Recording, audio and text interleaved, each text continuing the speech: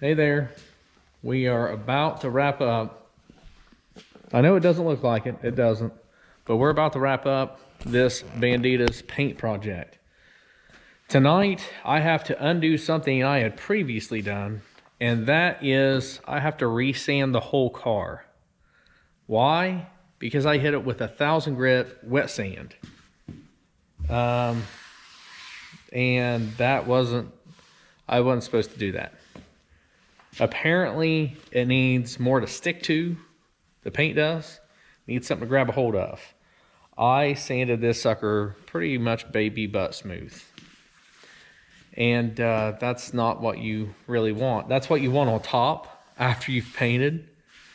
But that's not what you want whenever you're trying to get paint to, stick to it. So, oh, excuse me. So, tonight we're wet sanding, block sanding with 600 grit, and we're wet sanding it. There are these few spots here. Those are spots that I burned through the primer. So it's fine. I'm just going to reuse the S primer there. It'll be all right. Because we are using black paint. Now, if I was using, let's just say we're painting this car red, yellow, anything that that could show a light or darkness in the final color. If I was doing that, then I would want to primer this car with this acrylic acrylic primer. Because that is basically a paint primer. And that's going to make this whole outer shell one solid color. And it's going to hide that this was a different color than this. Does that make sense? So that's the ideal concept and all that. Thank you, Delmer, for straightening me out on that over at Herd Main's garage. He pretty slick feller. He helped old boy out, so I appreciate it. But since we're painting black, we don't necessarily have to worry about that. And the good news is we don't have to do that coat of primer on this car, because once we get this sanded down to 600 grit that we should have used, yeah, we're ready for paint.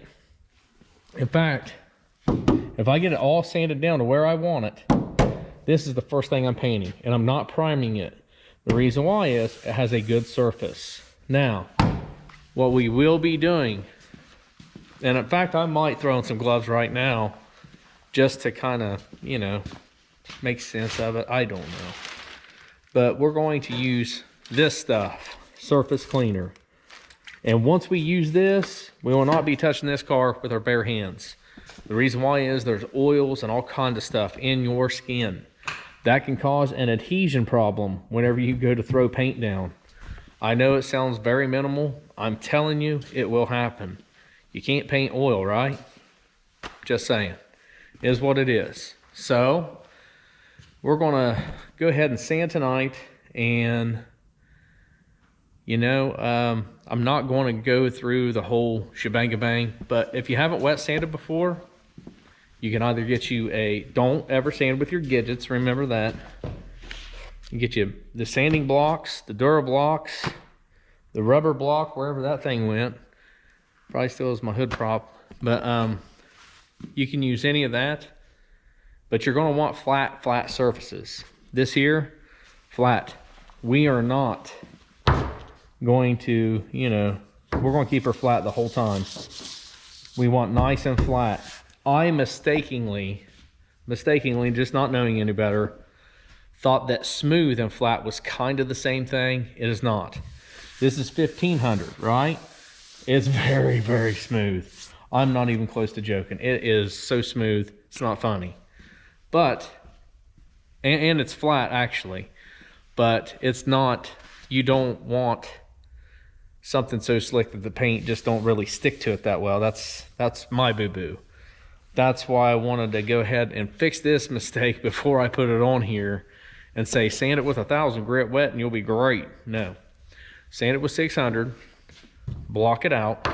It's a lot of arm work, it really is, but What's underneath is on top, fellas. Remember that. And fellettes. I know there's some girls out there doing this stuff too. Don't want to take away from you. And then after we get done block sanding all of it, hit it with that surface cleaner, and we're going to mask the hood. I don't know if we'll get to this tonight because it's going to take me a little bit to go ahead. But we're going to first run some tape around here, and we're going to mask this section off so we don't have overspray even. And we're going to paint that silver on there first. And the reason why is the rest of the car is going to be black, right? We need time for this to set up. So if it sets up over the weekend, we come back Monday when it's nice and 65, and dry, not going to rain, we can paint the rest of the car. Yeah, I'm pretty excited about that. So for wet sand, all you got to do is wrap the paper around one of these. It doesn't stick to it. The kind of paper I got didn't stick to it. I'm sure you can get it. I didn't because it's cheaper. So you can wrap it around, hold it, just dip it in your water bucket, go to town. Get you a creeper if you're fortunate enough to have a concrete floor, sand away. All right, so I got a lot of stuff to do. We're gonna see how much we can get done. We got a long time, or a long sand to go and short time to get there, or something like that. But we're gonna get it. And I gotta show you this real quick. So since the bipolar, the little sissy truck S10, since it's gonna have IROC wheels, I kind of had to do this. You know, I white lettered the tires. Why not? They're worn out, they're dry rotted, but you know, they look pretty good. I'm just saying. Anyway, that's my ADD kicking in again. So let me get back to sanding. We'll see what we got, and hopefully we'll be a little later. All right. Well, our stripe that we was painting didn't really go as planned. So we had to start back at ground zero on the hood. And by ground zero, I mean, I just put on primer all over the hood. Why? Well, we got the stripe down. Believe it or not, it was right there. And believe it or not, back there looked really good. Oh, wait a minute. Back there looked really good. It was only right about here, and not here or here, but right here. There was a big old run, which isn't a big deal. You can sand it out whenever it's in the paint stage. Not a big deal. However, it did something called crazing. Look it up. Looks like little tiny cracks going on in here. Now, I don't want to say I'm the fault, but it was all 100% my fault for multiple reasons. One, could have been the temperature. I think I know what the problem was. I don't think it was temperature. I think it was me being me. It is what it is. I am very impatient. Very impatient. That being said, I saw the run and I tried to run the run to the bottom because I had a quart of paint to paint that piece right there. More than enough. Really is. And to have backup paint. So for 60 bucks, I'm fixing my mistake. The good news is the silver did turn out great. It was dead on the color I wanted. Bad news is you see where we are now. So I was wanting to paint this thing next week, maybe this week. I don't know. I don't know if it's going to happen. And the simple reason is the temperature outside. I don't know. I'm thinking about experimenting with trying to keep the heat on. The garage door cracked about that much at the bottom with a fan pulling. That might work. Hopefully. But the crazing part, let me get back to that. The crazing part, they said, is caused by, well, in Seinfeld's word, shrinkage. So shrinkage is whenever the paint, and this is where I say it's my fault. I did not wait the time to reapply the paint. I was impatient. This is what happens whenever you're impatient. You end up redoing the work. Not a good place to be. because we could have been painting this thing Tuesday, Monday, whatever day. It's going to be like 72 here in O'Hizzle. So yeah, I could have been painting it because the rest of the car is, you know, we're pretty much ready to go. And this is my fault. I didn't do the right thing. This is me saying, learn from this mistake. This is all my fault. I didn't allow the bottom layers to cure before I put another layer on. I didn't allow the solvents to fully release. I trapped them. Thus, the different layers shrunk at a different time because they were at different drying stages. That is another one on me. That being said, that won't happen twice. They say the temperature can have something to do with it. I believe it was about 70 degrees in the garage, and this particular paint that I was using with the reducer says I'm good to 55 degrees. So I was well within my limits. I don't think it was that. Mind if I clean up a little bit. So that being said, this car, to me, I've been trying to make this car as perfect as I perfectly can. As perfect as I possibly can. Does that sound more gooder? As perfect as I possibly can. That's how you word it. So with that, I have kind of cost myself a little more time. And that's fine, because whenever it is finally painted, she'll be pretty going down the road. And that's what we all want for our own cars. I mean, I don't know if you want it for my car, but I'm just saying. To all you guys that subscribe and leave me comments and share, I appreciate the heck out of it. Thanks for subscribing and watching. It really does mean the world to me. You guys make my day. Appreciate it. And I just really want to throw that back out there to you guys. That's another thing that drives me to keep on keeping on, trying to get this thing done so we can move to the golden chariot over there. But the crazing happens in a couple different ways. Sorry, I got, you know, hey, look, something shiny thing going on here. But the paint, that was my fault. I honestly believe, because I know I was watching my clock, my wrist, and I used the whole quart of paint. Yep. Now, if you remember right, I said all the way down to about right here was perfect. And I'm not trying to brag, it was perfect.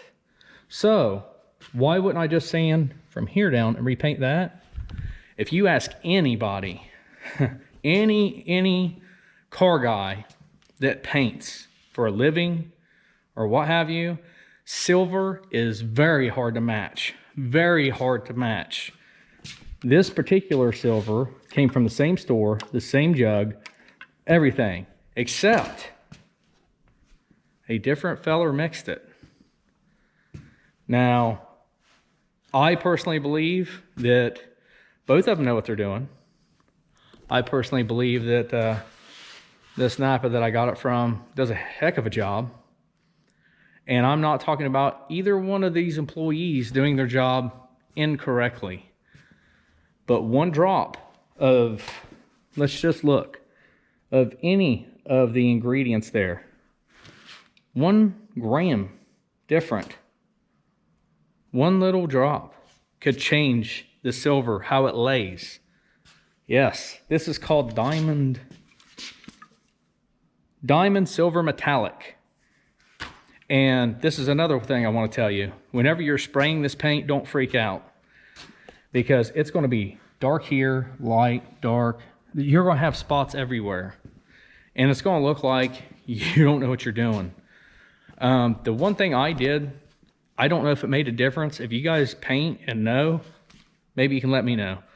I kind of shook the sprayer, shook it, sprayed. I kind of kept shaking up that silver. I don't know if it has anything to do with it. I've heard of people putting ball bearings in the bottom of there to kind of keep it stirred up. Like I say, that's an old car guy trick. I don't know if that actually even does anything. You guys can let me know in the comments if you think that's a good thing, bad thing, or old folklore. I don't know. But it seems to me like it, I don't know. I don't know if it helped or hurt anything. But honestly, the hood really looked good, except in that corner where it did the crazing and where I chased the run out. But that was caused by excessive paint and not allowing the cure times. Your data sheet on it, I'll say MSDS, I don't even know if that's correct on paint. It might be. Your destructions on it, it'll tell you how long to wait. Usually 15 to 20 minutes on in between coats, okay? First coat, you want to tack, just guide it down. Give it its time. Give it its 10 to 15 minutes. Give it its 15 to 20 minutes, whatever it calls for. Because if you don't, you are going to run into trouble. I promise you. Now the Sunfire, that was a real forgiving color. And I can't wait to paint the black on this thing. Because that is going to just cover. It's going to cover it all. You know, there ain't going to be any kind of craziness going on. I guarantee it. Because, one, I know how to paint black. I've already done it.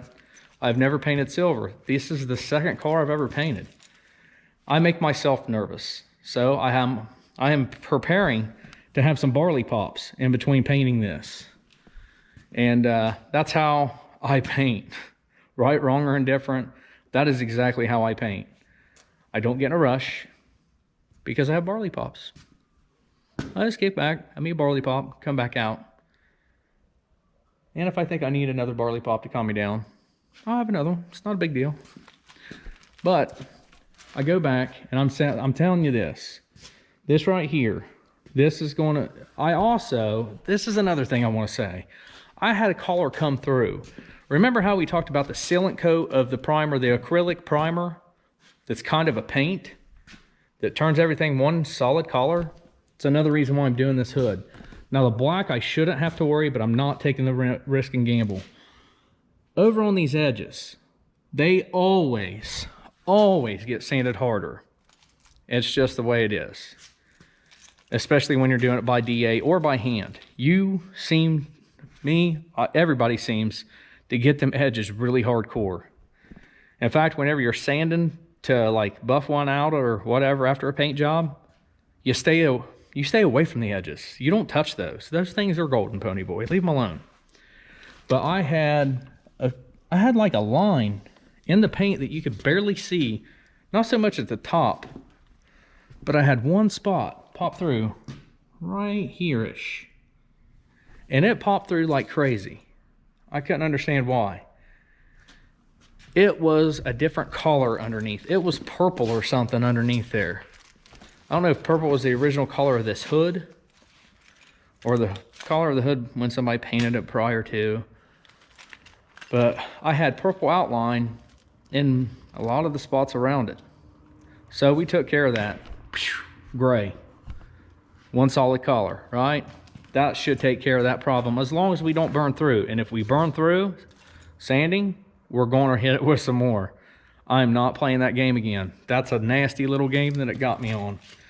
So we're going to take our time. Monday, which this is Saturday because, you know, I like to party and, you know, that's what you do on a Saturday night. Well, anyway, so Monday, it's supposed to be 72, I think. Hopefully, we have this hood in a good position where we can lay our line down with tape, cover this, kind of like this here, but, you know, there. And hopefully, we can do this silver one more again. Hopefully, that happens. I'm hoping that happens because I am ready to move on to bigger and better projects. We got still some stuff to do with this, but at least it's mechanical. Oh, you know, that's a big old plus for me. And I'm sure for you guys too. I'm sure you're tired of hearing about paint. I'm almost tired of talking about it. But hopefully this is helping you guys. I have sure learned a heck of a lot on it. And that's not even close to a joke. I've learned a lot from this particular paint job. Whew. I was also told if you sand it down with 1000 grit sandpaper and you leave it there, your paint is more non-chip resistant, I think is the way to say it. It chips easier. Yeah, it would chip easier is what I've been told. So, you know, we went back over with 600. We touched up a few more spots with the primer that we burned through. And those spots we're going to hit with 400 to 600, and then we're painting it right over top of it. We're going to straight sand it. The hood, 400 to 600, 400 here probably, 600 on the metallic. The metallic needs a little bit more, is what I've been told. So that, so we don't burn through it. We're going to go baby steps on that baby. I kid you not. And then whenever we actually paint it silver, you know we have to scratch it back up before we clear it. Not even looking forward to that part. Makes me nervous. And we're going to let that paint set like, yep, we sure are. Like a couple days, like maybe 3, 4. That's not even close to a joke. So, we're going to do that. And hopefully, come Monday, we'll have paint on that hood. And that will be another episode. I have to use it for a filler, unfortunately, because, you know, I need this video to come out. I don't have them stored up is what I'm trying to say. I don't have them, you know, in the files. Just, you know what, next week, week after. I usually do, but this is like as we go. Anyway, guys, I hope this helps. If you got any questions, concerns, what have you, shoot me a message, man. I appreciate it. And hopefully, if I can't get you answered, we'll dig and find one. And hopefully Monday, we'll be shooting a video on silver done. That would be awesome.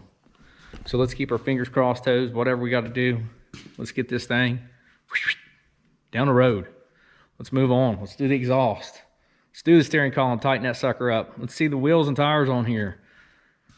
Let's see the silver hockey decal and the special. I have a real special thing going right here. You notice I'm not touching the car still, right? I have a real special thing going right there. Just remember that. And because I think everybody that watches will love it. Anyway, guys, this is me yakking too much. So I'm going to get off here, get back to work, and we'll see you guys next time here on Right Turn Garage TV. But before I go, do y'all mind if I just really, you know, just hit that like, subscribe button? I appreciate it. But here we go. Thanks, guys, for watching. It's going to get even more gooder, even more better, okay?